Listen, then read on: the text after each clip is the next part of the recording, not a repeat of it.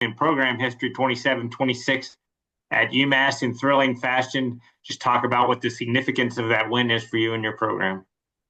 I took a lot of pride, and I've said from being part of this conference, the step up that the university's made here in the last 2 years, in the last year. A little bit of adjustment. We came close a couple years ago against FIU in overtime, but this one I was really happy for the kids. I love their grit. I love their fight, especially the way they were at halftime. I think getting that touchdown right before half to pull the game a little bit closer. Our guys were chomping on the bit and couldn't wait to get out of the locker room second half, and they played like it. I saw your post game interview. You said you kind of had a good feeling going into the game. What made you feel so good? Well, I liked the way we played against New Mexico State. I thought we had some self-inflicted wounds that kind of cost us in that ball game, given the fact that it was a very tight ball game entering the fourth quarter, and we did some things that were a little bit. There's a difference between beating yourself and being beaten, and I think we helped New Mexico State quite a bit there in the second half on some stuff, and we feel like we got that fixed. Or at least addressed. And then going into the game against UMass, I liked the matchups with their secondary with our receivers, and thought we could take advantage of it. I think the play calling reflected that. And then I really think that their front kind of got tired in the second half of pass rushing, and that opened up our run game a little bit there. And I think we played some pretty good complementary football in the second half. First question here from Bill. Go ahead, Bill. Chris, good morning. How are you? I'm doing great. How about yourself, Bill? Good, thanks. You've played two FBS road games. You've been very competitive in both, obviously winning the second one at UMass. I wonder, just over the course of 2 weeks, what have you learned about the group? They'll fight you. I mean, this is a group that is playing faster right now than we have. This is, we've simplified a lot of things here in the offseason just to get them to play fast, and they're playing fast, and they're fighting. It doesn't matter in both games. We've been down in the second half against an FBS team, but you never saw their lack of want or will on it, and they're flying around in all three phases of the game. And we got to, if we're going to compete in this conference, we got to continue to build off that and keep doing that the weeks moving forward. This weekend, obviously, home opener, and also unveiling of another stadium renovation up in Smithfield. I wonder just how important an occasion this is for the program in terms of not only this season but your progress going forward.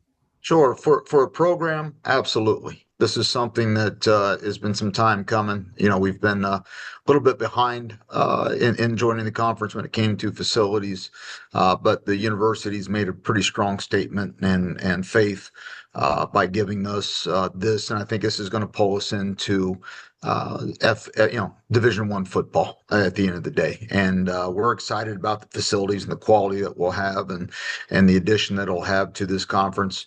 Now we got to start playing like it. Now, from a football team's perspective, we find ourselves in reverse roles. Whatever we've been telling our team for the last 2 weeks about our opponents is being said about us right now in Bentley, and we can't afford. And the message they're going to hear today when we meet for the first time since the game is, you don't be that team. Don't be that team that looks in the rearview mirror, because that's when you hit things in front of you. And we've got to come out and play very well this game. Thanks. There's a lot of things we need to talk about, but let's start on your defensive side. Brandon Perkins getting not only CAA but National Defensive Players of the Week. 14 tackles, a couple tackles for loss. Just talk about the day he had. Brandon's been a great addition to our team. Again, you start talking about playing fast. He has been somebody who's been a little bit of a spark plug for us, especially in the run defense for the last 2 weeks. I think both FBS teams that we've played, we've held under 100 yards rushing as an average, at least for the last 2 weeks. And anytime you can make some teams one-dimensional, I think that always plays in the hands of the defense. And yeah, he has been a great addition, a great human being to this program. And then just maybe the unit as a whole, after Brennan throws that interception with a couple of minutes to go, to be able to get a 3-and-out, to be able to get the ball back to your offense, how good was that series? We talked about that right before we went out. We had 2 timeouts plus a 2-minute warning coming up. So right after that interception, that's where when I talk about the pride and the fight in these guys. A lot of guys could have hung their head at that point. But I walked into the defensive huddle right before that series, and I said, guys, I got 2 timeouts. We're going to burn them both, and then you're going to have the 2-minute warning. And you're going to stop them. We're going to get the ball back. We're going to score and win this game. You couldn't have written a better script for exactly what we planned to do, and that's hats off to the defensive staff. They did it all second half. They were 2 for 8 on third down conversions in the second half, and one of those was a 3rd-and-1 they converted, and the other one was a garbage, snap the ball through the quarterback's legs, throw up a shot, and But I think that was the difference, is our ability to execute on third down in the second half, force some field goals.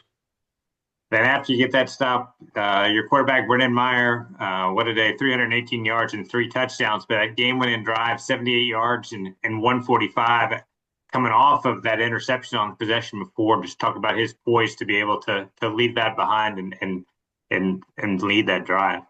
Sure. What this game gives me is the opportunity to go in and wave my finger at the team and say, hey, I told you so, because we practice this situation every single week. And, this is something that we've done all through camp because we're going to find ourselves in these tight ball games.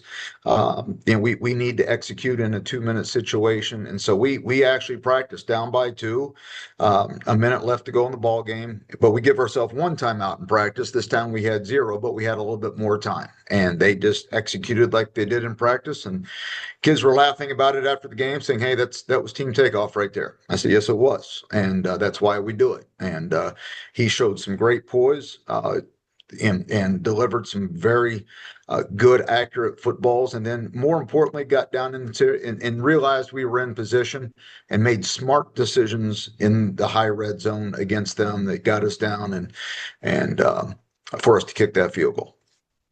For Bill, go ahead, Bill. Chris, in terms of your offense, the growth from week 1 to week 2, what were maybe 1 or 2 key areas that you saw where you guys were much better against UMass than you might have been against New Mexico State?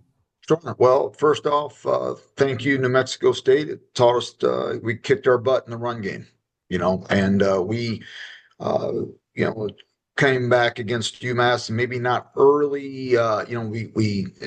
We tried to establish the run a little bit earlier, didn't have as much success, but I think once they saw us throwing the football with some success, like I told you, I think their front got a little bit tired, and then we were able to get a little bit of juice and really complement our offense in the second half with the run game.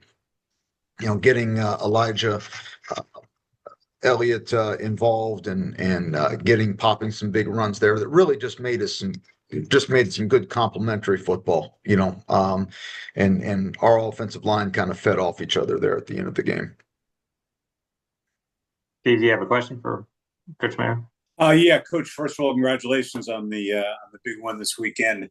As you look around the landscape, you're seeing more and more games that are very competitive in the FBS, FCS matchups. Can you talk about how that line is blurred a little bit with the portal and everything else? It seems to be the gap is narrow.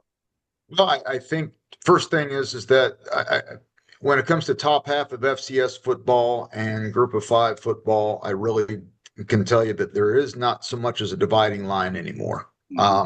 Why? I think because the Power 4, the upper half of Group of 5 and the power conferences are taking less and less high school kids. We find ourselves in recruiting battles with MAC schools all the time now, where that was not the case 5-6 years ago. So yeah, we're still losing those battles, but we're still going after the same type of kids. So I think we're getting better quality high school recruits now out of high school than we maybe did 5 or 6 years ago.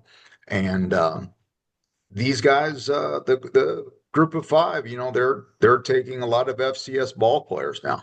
I mean, you look across the board. UMass has taken a few of our kids in the past, and so I think that line is becoming a little bit more blurred. Thanks, Coach. Mhm. All right, Chris, thanks for the time this morning. Congratulations again on the win, and good luck Saturday against Bentley. Thank you, sir. All right, thank you. Once again, for media members on the line, if you have questions for the coaches here this